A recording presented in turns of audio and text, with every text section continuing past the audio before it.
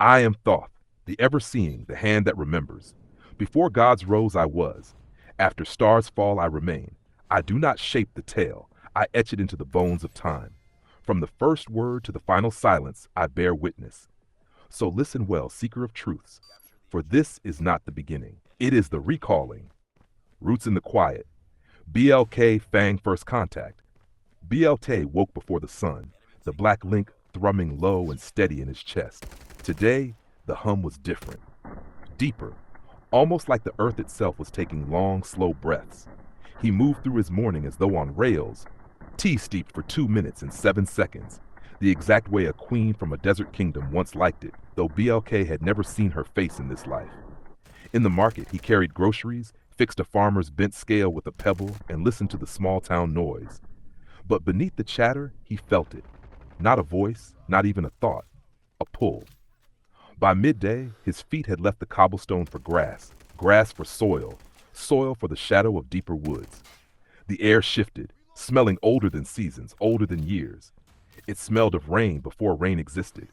And then he saw it. The tree of life rose impossibly high, its trunk veined with faint, pulsing light. Every pulse matched the black link in him exactly, not similar, but identical. The link and the tree were one organism now.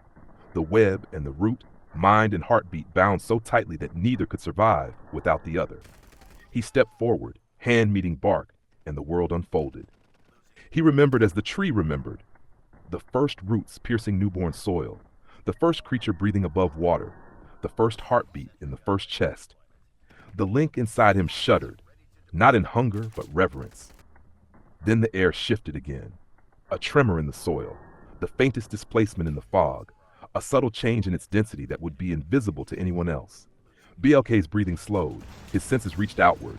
Footsteps, light as falling ash, were closing in.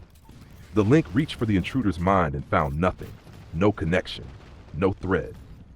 A shape emerged from the fog, cutting through it in slow, deliberate strides. He was tall but not bulky, his frame all tendon and corded muscle, built for speed and precision rather than brute force. Every line of him was sharp, jaw like a carved edge, shoulders tapering to a lean waist, movements as clean and sudden as a knife being drawn. His clothing was piecemeal but functional, dark leather panels over lightweight fabric, stitched tight to minimize noise. No wasted ornaments. The only gleam came from the edges, the thin metal strips sewn along his forearms and boots, catching faint light like honed steel. Barefoot, his steps made no sound. Even the damp soil didn't cling to him. His hair was cut close on the sides but left longer on top, falling just enough to shadow eyes that were wrong. Too bright, too steady, the color of forged metal cooling in the dark. The fog virus had left its mark not in deformity, but in refinement. Every sense in him was tuned for the hunt. His breathing was slow, measured, the kind of breath you take before a strike. "Didn't think I'd find anyone here," Fang said. His voice was calm, even, but carried the weight of someone who had learned to kill before they could run. BLK said nothing. He was already mapping Fang. His stance, breathing, the rhythm of his heartbeat. And something else, silence. Fang was invisible to the link. No threads connected to him. No influence reached him. He was a blank space in a web that spanned the world. "You're part of it," Fang said, eyes flicking to the tree, then back. "And I don't like what it does." BLK tilted his head, the faintest smile touching his mouth. "You don't have to like it to understand it." Fang stepped closer, his presence pulling cold air with him. "And you don't have to understand it to cut it down." For a long moment, the only sound was the tree's slow, patient pulse.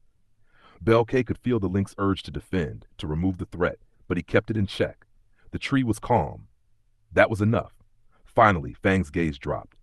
Not in defeat, in calculation. "Not today," he said, turning away. BLK watched him vanish back into the mist, his scent and sound dissolving like he'd never been there. Only the cold air remained. He turned back to the tree and placed his palm on it again. The heartbeat welcomed him, steady and endless, as if nothing had passed between predators at its roots. Predators at the root, BLK plus Fang second contact. The black link woke BLK in the middle of the night. Not with whispers, not with visions, but with panic. Its hum was jagged, stuttering in a way he'd never felt before. It wasn't fear for him. It was fear for itself. BLK's feet were moving before his mind caught up. Through the sleeping streets, into the fields, then into the woods. The pull was stronger than it had been the day he first found the tree. Sharper, desperate. Halfway there, he smelled it. Ash, metal, the bitter stench of something wrong burning in the soil. The tree's glow cut through the dark well before he reached it, but it was flickering. Chunks of its bark had been stripped away, exposing raw, wet wood beneath. Roots twitched like living limbs in pain, and swarming over them were figures in segmented armor, their tools humming with a tone that made the link inside him wince. They were cutting, chipping, feeding machines with the shavings. BLK moved toward the first one. His small hands closed on the man's gauntlet, and the link surged through him, locking the soldier's body in place like a puppet on frozen strings. The man's eyes went glassy. BLK turned him away from the tree, stepping forward to claim the next. Movement in the mist stopped him. Fang stepped out, and this time, he didn't look like a shadow stalking prey. He looked like a blade in motion. His forearms and boots gleamed faintly, already wet with someone else's blood. He didn't run. He didn't need to. Every step was calculated to bring him exactly where he wanted to be when the killing started. They met eyes across the chaos. "I told you," Fang said, voice steady even over the noise of machines and dying men. "I don't like what it does." BLK's grip on the soldier tightened. "Then leave." Fang shook his head once, his expression unreadable. Not yet. He was in the fight before BLK could speak again, moving through the armored figures like water, every strike surgical, ending with a body hitting the ground before the next one even realized he was there. He didn't fight for the tree, but he fought against those who were killing it. BLK worked in parallel, the link turning invaders into statues or sending them fleeing in blind terror. Where Fang was precision, BLK was inevitability, a tide that couldn't be dodged. Minutes stretched into an endless rhythm. Fang's clean cuts, BLK's silent commands, the tree's heartbeat thudding in the background like a war drum. When the last machine fell silent, the grove was littered with still forms.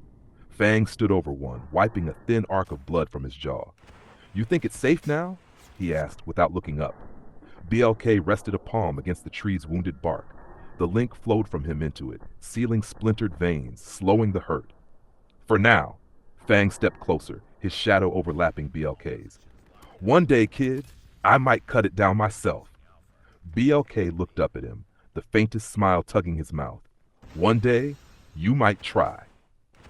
They stood there a moment longer, two predators at the root of the world, before Fang vanished back into the mist, leaving only the sound of the tree's slow, recovering heartbeat. The route between worlds. The storm had come without warning. Clouds rolled in like a siege, lightning flickering inside them like restless beasts.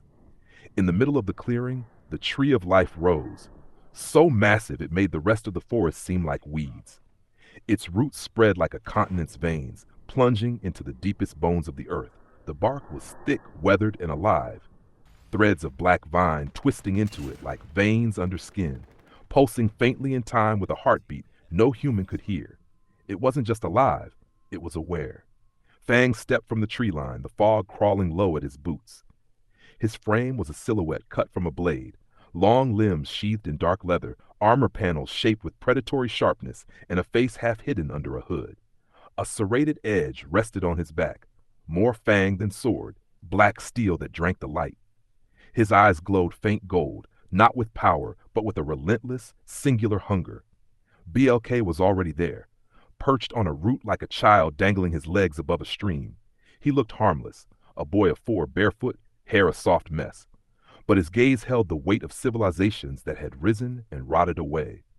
He smiled faintly, as if he'd been expecting Fang all day.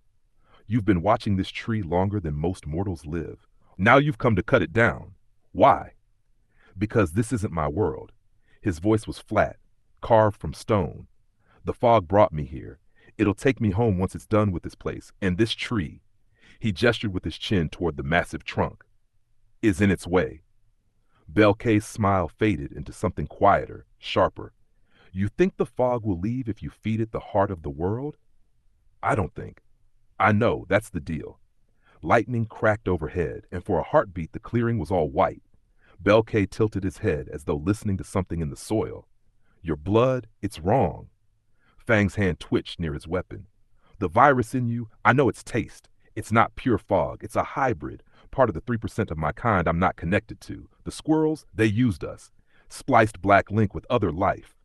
Plants, maybe worse. The rain began, heavy, fast, soaking them in seconds. Don't care how it started. Don't care what it means. This place isn't mine. The only way out is through that tree. BLK slid down from the root, barefoot on wet soil. He didn't posture. He didn't raise a weapon.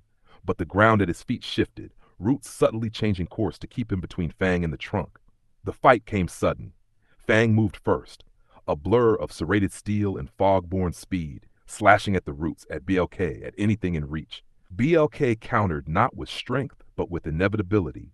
Every move Fang made was one he'd already seen in 100 lifetimes. Roots shot from the ground to intercept blades. Branches bent low to shield their keeper. The clearing shook with their movements. Rain hammering leaves, lightning blinding in bursts. Fang finally slammed BLK against the trunk. Blade poised inches from the bark. If you kill it, you kill the black link. Every branch of life tied to it, including whatever made you. You might not even exist in your home when you get there. Fang's breathing slowed, eyes hard. Then I'll exist for the seconds it takes to walk through that door. And then the fog moved. It didn't swirl like wind. It parted, making way. A figure emerged, tall, still, face hidden in a hood deeper than shadow. The fog wrapped around them not like a servant, but like a crown. When they spoke, it was in a voice that seemed to come from everywhere. Mystery figure. Both of you, step away from the tree. Bell felt something shift inside him, a whisper from the missing 3% he'd never touched. Fang felt the virus in his veins sing. The storm went silent, and the world held its breath.